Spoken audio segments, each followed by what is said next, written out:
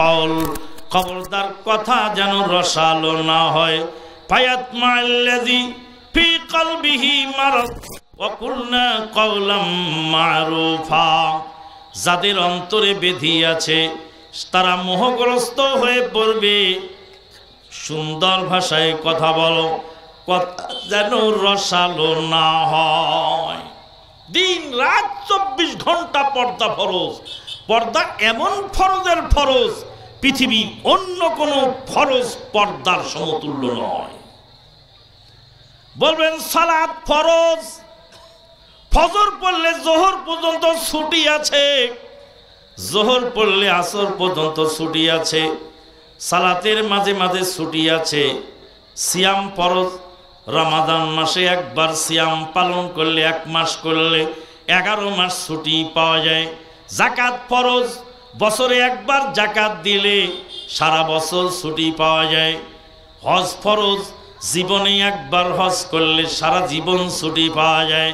পর্দা ফরজ, 1 সেকেন্ডের জন্য পর্দার ছুটি নাই। জীবনে পর্দা তো আছে জীবদ্দশায়, মরার পরে মরার লাশটা পর্যন্ত পর্দা সহ ঢেকে দাফন করতে হয়। ভাইয়ের আমার, মা বোনেরা শোনেন, পর্দা ফরজ ছিল, বিয়ের অনুষ্ঠানে পর্দা ধ্বংস হলো। বিয়ের অনুষ্ঠানে খাবারের ব্যবস্থা করবে, ছেলের পক্ষ থেকে ওলিমার ব্যবস্থা করবে। বেচারা গরিব মানুষ, মেয়ের বাবা, তার ঘাড়ের উপরে বরযাত্রী চাপায় দেওয়া হলো। আর পরের দিন বাড়িতে ওলিমার অনুষ্ঠানে একটা টেবিল দিয়ে আর চেয়ার দিয়ে বসানো হলো হোটেল ব্যবসা। তোমার বেটার বর হাতে তুমি মায়ের খাবে না তো আমি খাবো? ঠকছো তুমি পুবাল্লার হাটে, হাতাও কেন নৌকার ঘাটে? জীবনের শুরুতে তুমি ভুল করেছ, এই ভুল আর পরিশোধ হবার নয়। সম্মানিত উপস্থিতি, তারপরে স্বামী স্ত্রীর জীবন যাপন কোরআন সুন্নাহ ভিত্তিক হবে। বাচ্চা যখন পেটে আসে আল্লাহর কাছে দোয়া করতে হয়, রব্বি হাবলি মিনাস সলিহিন ফাবাশশারনাহু বিগুলামিন হালিম। তাবিজ তোমার অমুক তমক এই সেই ভক্কর চক্কর ছক্কা পাঞ্জা কত কিছু, বাচ্চা যাতে বেঁচে থাকে এই জন্য শিরক বেদাত দিয়ে তার জীবন শুরু। আল্লাহ রাব্বুল আলামিন সেই বাচ্চাটা যখন দিলেন, ফুটফুটে বাচ্চা, বাচ্চা দুনিয়ায় আসার পরে আকিকা দিতে হবে, ভালো নাম রাখতে হবে। আকিকা তো দেই না, টাকা তো নাই, কোত্থেকে আকিকা দেব? অনুষ্ঠান করতে টাকার অভাব হয় না, কিন্তু আকিকা দেওয়ার সময় ফকির হয়। আর আমাদের দেশের লোক বলে, ছেলে হয়েছে মিষ্টি খাওয়াবি না? মিষ্টি খাওয়ানো কি সুন্নত নাকি আকিকা দেওয়া সুন্নত? বলতে ছেলে হয়েছে আকিকা দে, গোশত খাবো। ছেলে হয়েছে আকিকা দাও, গোশত খাবো। ভুনা খিচুড়ি খাবো, বিরিয়ানি খাবো, গোশত খাবো, আকিকা দাও। তাহলে আকিকা দাও, গোশত খাবো, তাহলে সুন্নতটা জারি হয়।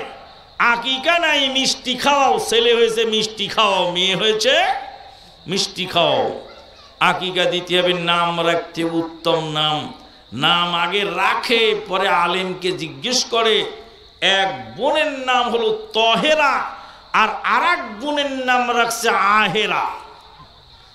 তাহেরার বোনের নাম আহেরা। তাহেরা মানে পবিত্রা মহিলা, সতীত্ব রক্ষাকারিণী মহিলা, তার নাম হলো তহেরা। আর আহেরা মানে হলো জেনাকারিনী, বেবিচারকারিনী। তাহেরার বোনের নাম কি? আহেরা। এই তাহেরার বোনের নাম আহেরা রেখে দাও, কিন্তু আহেরা মানে কি কোন আলেমকে জিজ্ঞেস করেনি না, জিজ্ঞেস করে রাখছে। এক ভাইয়ের নাম হাবিবুর রহমান, আর এক ভাইয়ের নাম শাকিকুর রহমান।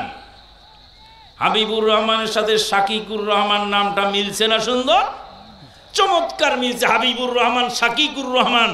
শাকিকুর রহমান মানে হলো আল্লাহর আপন মায়ের পেটের ভাই। নাউজুবিল্লাহ মিন যালিক। আপন ভাই, মায়ের পেটের ভাইকে আরবিতে বলা হয় শাকিক। শাকিকুর রহমান মানে আল্লাহর আপন মায়ের পেটের ভাই। নাউজুবিল্লাহ মিন যালিক, আস্তাগফিরুল্লাহ। আরবি হলেই ভালো হয়ে গেল, আরবিতে গালি নেই তো আরবি নাম রেখেছেন আপনি, অর্থটা জিজ্ঞেস করলেন না কেন? অর্থবহ নাম রাখলে সেই নামেরও একটা প্রভাব পড়ে। রাসূলুল্লাহ সাল্লাল্লাহু আলাইহি ওয়াসাল্লামের জামানায় একজন লোকের নাম ছিল হলো হুজুন। হুজুন মানে হলো চিন্তা, চিন্তা, কান্তা, ধিন্তা, এরকম নাম আমাদের দেশে এখন আছে না? বন্যা, তারপরে কি ঝড় তুফান, বৃষ্টি বাদল, কত নাম, যা মনে ধরে তাই রেখে দেয়। একবার এক আলেমের মুখে শুনেছিলাম, এক লোক তার মেয়ের নাম রাখছে তুকাজ্জিবান। তো মিয়া তুকাজ্জিবান নাম রাখছো কেন? বলে এই নামটা আল্লাহর কাছে খুব প্রিয়, ওই জন্য আমি রাখলাম তুকাজ্জিবান। বলে আল্লাহর কাছে যে প্রিয় এই নাম তুমি জানলে কি করে? কয় সূরা আর রহমান খোলেন না, কিছুক্ষণ পরেই আল্লাহ তুকাজ্জিবান নামটা উল্লেখ করেছে। তুকাজ্জিবান কি কোনো লোকের নাম? ফাবিআইয়ি আলাই রাব্বিকুমা তুকাজ্জিবান। তোমরা আল্লাহর কোন নিয়ামতকে অস্বীকার করবে হে জিন ও ইনসান? সম্মানিত উপস্থিতি, তাহলে আকিকা দিতে হবে, সুন্দর নাম রাখতে হবে। আল্লাহ নবী সাল্লাল্লাহু আলাইহি ওয়াসাল্লাম বলছেন, বাচ্চার মুখ থেকে যখন প্রথম শব্দ ফুটবে তখন তাকে লা ইলাহা ইল্লাল্লাহ শিক্ষা দিতে হবে। আমরা এখন কি শিখাই? আব্বু বলো, আম্মু বলো, তোমার বাবার নাম কি, ড্যাডি, বডি, লেডি, এগুলি শিখাতে শিখাতে তাদের বাচ্চাদেরকে ধ্বংসপ্রাপ্ত করে ফেলছি। বাচ্চাকে একটি আল্লাহর নাম, একটা দোয়া, এগুলি আমরা শিক্ষা দেই না। ছোট ছোট বাচ্চার সামনে একটা জায়নামাজ রাখবেন, নিজে সালাত আদায় করবেন, হঠাৎ করে দেখবেন আপনার বাচ্চাও সালাত আদায় করছে। আমার ছোট মেয়েটা 3 বছর তখনও হয়নি, 2-2.5 বছর বয়স, ওকে সামনে রেখে একটা ছোট্ট জায়নামাজ দিয়ে আমরা সালাতে দাঁড়িয়েছি। ও কিছুক্ষণ পরে এসে বলে আল্লাহু আকবার। আল্লাহু আকবার বলতে পারে না, আল্লাহু আকবার, আল্লাহু আকবার বলে একবার সিজদায় পড়ে শুয়ে পড়ছে। আল্লাহু আকবার। এই যে মা বাবাকে দেখে দোয়া শেখে, মা বাবা দোয়া পড়ে, দোয়া শেখে, ওই বাচ্চার কানে যায়। আমেরিকার গবেষকরা বলছেন, বাচ্চার সামনে যদি আপনি কোরআন তেলাওয়াত করেন তাহলে ওই বাচ্চার শরীরের মনন বিকাশ হবে, ওর শরীরে কোনো সমস্যা থাকলে সমস্যাগুলি দূর হবে ইনশাআল্লাহ। বন্ধুগণ, কথা কি বোঝা যায়?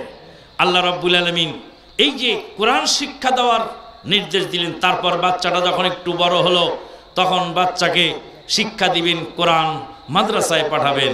বাচ্চা যদি মাদ্রাসায় পড়ে, এই কোরআন দুনিয়ায় সমস্যার সমাধান হবে, কোরআন পরকালে আপনার জন্য সুপারিশ করবে। আল্লাহ নবী সাল্লাল্লাহু আলাইহি ওয়াসাল্লাম বলেন, হাসরের ময়দানে কোরআন কথা বলবে। কোরআন বলবে, আয় রব মানাতুহু আনিন নাওমি বিল্লাইল, প্রভু হে, তোমার বান্দাকে রাতের বেলায় ঘুমাতে দেই নাই, তোমার বান্দা রাতের বেলা আমাকে তেলাওয়াত করেছিল, তুমি আমার সুপারিশ কবুল করো।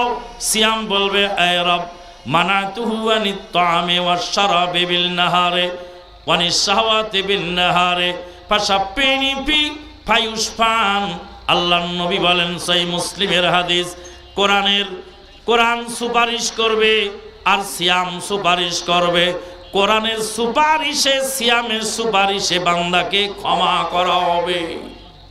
এখন আমরা এক শ্রেণীর লোক আছে যারা মনে মনে চিন্তা করে যে আমরা আমাদের পীর ধরব, পীরের দাবন ধরলে পীর পরকালে সুপারিশ করবে।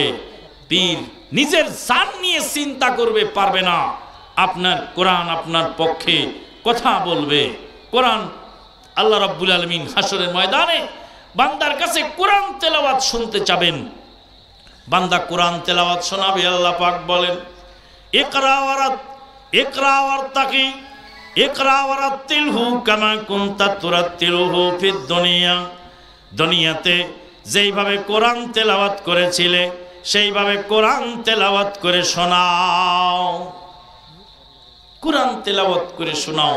দুনিয়াতে যেভাবে তেলাওয়াত করেছিলে আল্লাহ বান্দার কাছে কোরআন তেলাওয়াত শুনতে চাবেন।